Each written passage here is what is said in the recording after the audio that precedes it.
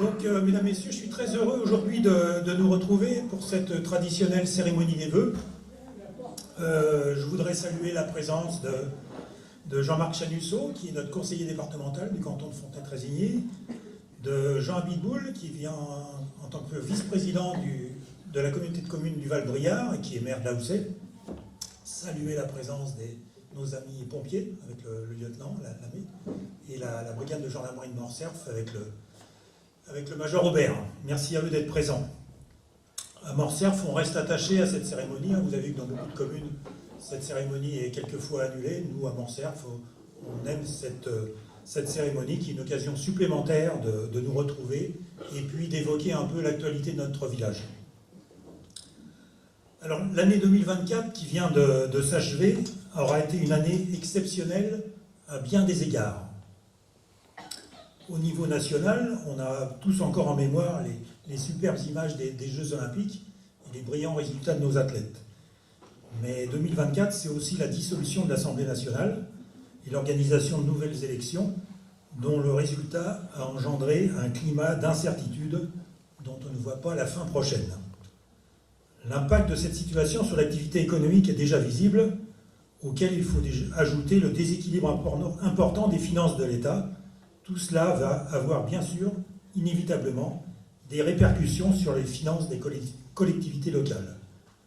Rien que le ralentissement du secteur immobilier en 2024 aura coûté à notre commune une baisse de rentrée financière de plus de 60 000 €.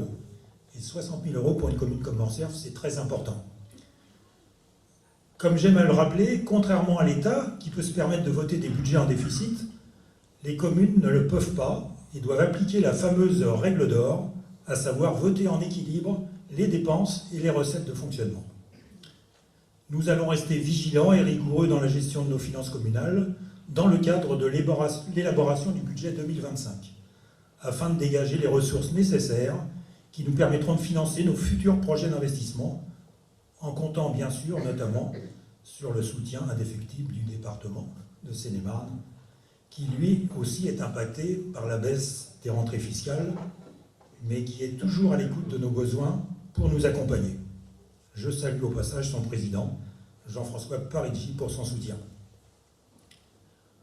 En 2024, la situation financière de notre commune est saine et son désendettement s'est poursuivi. Le résultat final de la gestion de l'exercice 2024, qui sera prochainement officialisé, est excellent. Il nous permettra ainsi de financer nos projets qui seront mis en œuvre en 2025 et que je vais ensuite vous détailler. Mais revenons d'abord sur certaines réalisations et événements qui se sont déroulés en 2024. Avec la fin d'un chantier important, c'était la fin de la rénovation complète de la voirie rue Max Néraud. C'est une belle réalisation, appréciée bien sûr par les habitants de cette rue, dont je fais partie, mais aussi par tous ceux qui l'empruntent régulièrement. C'était un projet qui était resté longtemps dans les cartons, sans jamais pouvoir se concrétiser. Ce projet, nous l'avons priorisé et il a été réalisé dans les délais prévus. Toujours dans le domaine de la voirie, il y a eu la réfection de la rue du 27 août, entre la gendarmerie et l'église, qui était vraiment dégradée et qui créait aussi beaucoup de désagréments pour les façades des bâtiments, ainsi que pour les piétons partant de pluie. Et puis, il y a aussi la rénovation partielle de la rue de Paris. Comme je l'ai rappelé, tous ces travaux de voirie ont pu être mis en œuvre grâce au soutien financier du département. Nos agents communaux, eux, sont intervenus pour réparer et sécuriser la route de Crèvecoeur en utilisant plus de 4 tonnes d'enrobés. La circulation sur cet axe est désormais plus confortable. J'ai d'ailleurs eu beaucoup de remerciements de la part des habitants de Crèvecoeur qui viennent souvent à Morcerf et qui maintenant empruntent cette route. Nous avons créé un nouveau parking à la maison médicale de 9 places, réservé en priorité aux praticiens, et permis ainsi de libérer des places supplémentaires pour les personnes qui viennent en consultation. Cette réalisation a amélioré largement le stationnement à la maison médicale. Au niveau de l'offre médicale, par contre, celle-ci a été élargie avec la présence depuis le mois de mai 2024 d'internes qui sont en dernière année d'études et qui peuvent donc recevoir en consultation des patients 2 jours par semaine. Cette nouvelle offre a pu être mise en place grâce à l'action du docteur Myriam Berthezen, qui est maître de stage et qui s'est occupé du recrutement de ces internes. 2024 a été aussi malheureusement l'année d'événements climatiques exceptionnels. La Seine-et-Marne a été fortement touchée. Nous avons notamment en mémoire les terribles images de Crécy-la-Chapelle ou de Coulommiers. Notre village a subi à 2 reprises des épisodes d'inondation sur une partie de notre territoire, notamment la rue du Vieux-Château, la rue des Vallées, qui ont fait l'objet de reconnaissance de l'état de catastrophe naturelle. J'ai déjà eu l'occasion de rappeler l'organisation des compétences et des responsabilités dans le domaine de la gestion des cours d'eau entre les différents intervenants, communes, communautés de communes, syndicats, et les contraintes réglementaires qui ne permettent pas de faire ce que l'on souhaiterait. J'ai organisé des rencontres avec les sinistrés. Il y aura une prochaine réunion d'échange en présence du président du SMAJ des Deux-Morins, donc qui est le syndicat en charge de l'entretien du rue du Pinel, et du président de la communauté de communes du Val-Briard, dans quelques jours, la semaine prochaine. Le président du conseil départemental a quant à lui pris l'initiative de réunir le 13 décembre dernier les présidents d'agglomération, les présidents de communautés de communes, les maires concernés, dont je faisais partie, ainsi que le président du SMAJ, pour préparer un futur programme d'action et de prévention des inondations. C'est un chantier colossal qui nécessitera des moyens conséquents. Du côté des réjouissances en 2024, le comité des fêtes aura joué pleinement son rôle dans la dynamisation de notre village avec l'organisation de différents événements qui ont tous rencontré un vif succès. Saluons l'équipe composée d'élus, de bénévoles, qui participent activement à la mise en œuvre de ces manifestations et à sa présidente, Nadine Petriskovic. Je garde notamment en mémoire le repas des anciens en février, dont on me parle encore, qui a marqué nos seniors, avec la venue de Norbert et de ses drôles de dames, le carnaval et le marché de printemps en avril, Morcerf en fête en juin, Halloween en octobre et le traditionnel marché de Noël en décembre. Je veux mettre également en avant les événements organisés par nos associations qui participent pleinement à la vie de notre village, avec notamment la soirée organisée par Sport et Loisirs, qui a rempli complètement la salle polyvalente, avec la venue de Johnny Hallyday, ou presque, puisque c'était Johnny Rock, sans sosie, et puis bien sûr la traditionnelle brocante de l'Ascension qui remporte toujours un immense succès. N'oublions pas en 2024 les nombreuses actions réalisées par notre conseil municipal des jeunes, qui est présent à nos côtés, présidé par Isabelle Moreau, et particulièrement leur action exemplaire au cimetière sur l'entretien des tombes de nos soldats morts pour la France. Cette action s'est effectuée sous l'égide de l'Association du Souvenir français, présidée par Philippe Chaulneau, ainsi que Bernard Presson, qui a participé à cette opération, qui est à la fois notre conseiller municipal, notre colonel, et puis notre correspondant défense pour la commune. Je remercie aussi les membres du CMJ pour leur présence et leurs interventions à chacune de nos cérémonies de commémoration. Et je n'oublie pas la création de la bibliothèque extérieure en libre service devant la salle polyvalente. C'est vraiment réjouissant de voir tous ces jeunes s'investir autant pour notre village.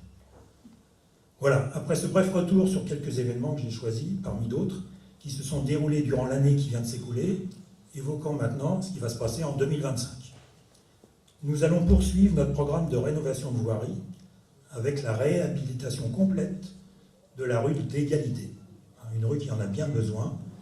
Là encore, ça va être un chantier important qui se déroulera en 2025. Nous allons poursuivre la politique de modernisation de l'éclairage public avec le remplacement d'un certain nombre de luminaires qui seront équipés de LED, plus économes en énergie, toujours à rue de l'Égalité, rue des Rangers. Et nous allons faire procéder à la fiabilisation de l'ensemble des armoires électriques qui présentent des défauts de conformité et fiabiliser ainsi notre alimentation électrique. Nous allons devoir aussi procéder à la réfection complète de la toiture de la mairie. Cela devient urgent avant que la charpente ne soit vraiment dégradée par les infiltrations d'eau. C'est un projet coûteux aussi, et nous avons demandé une aide importante auprès du sous-préfet, qui j'espère nous aura entendu, une aide indispensable compte tenu de l'ampleur du chantier.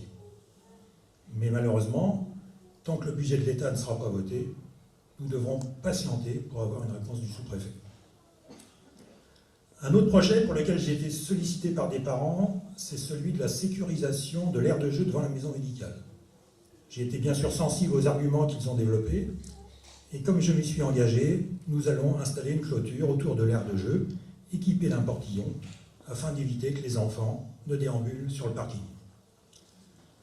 Tous ces investissements importants, que l'on peut estimer à plus de 370 000 € en 2025, seront totalement financés sans besoin de recourir à l'emprunt ou de procéder à une augmentation de la fiscalité.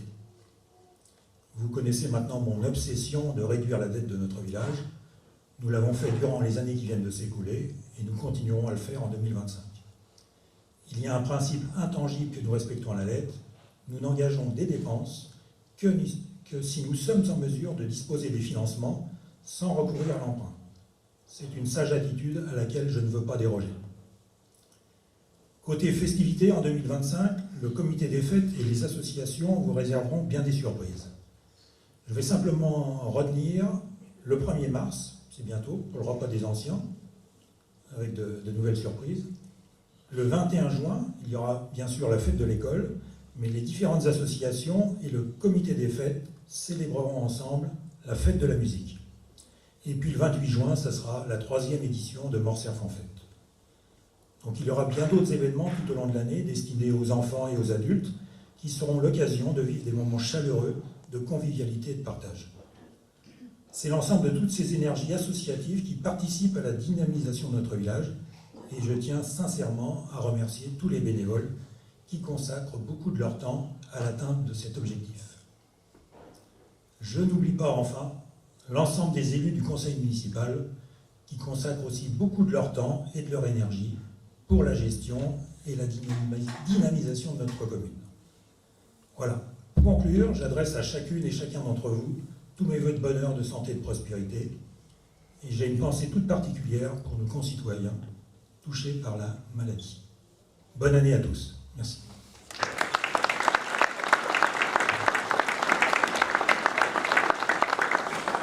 Et là, je vais demander...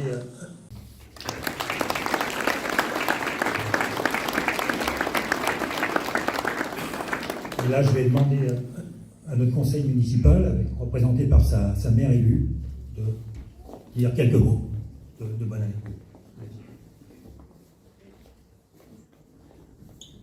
On vous souhaite une bonne année 2025.